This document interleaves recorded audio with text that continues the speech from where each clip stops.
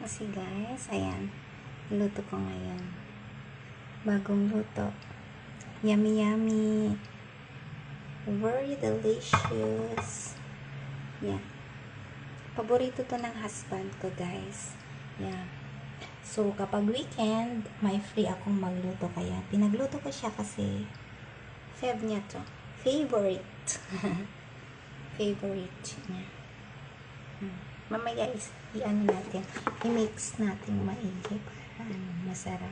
Oh, see guys, very delicious. See, looks so delicious. Yes. And ang bango niya guys kasi ang dami kong nilagay na butter. Yeah.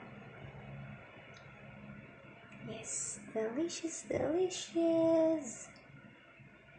Yummy, yummy.